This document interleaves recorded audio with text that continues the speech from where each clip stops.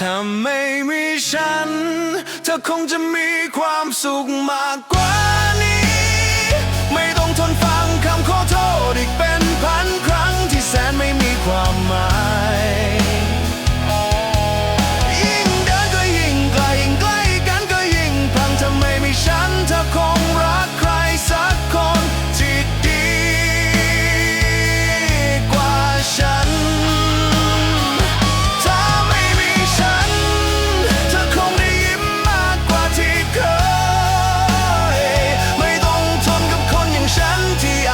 ทำร้ายหัวใจเธอทุกวัน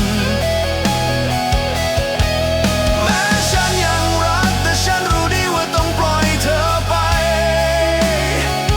ถ้าไม่มีฉันเธอคงมีชีวิตที่ดีกว่าที่ฉันเคยให้ได้จริงๆ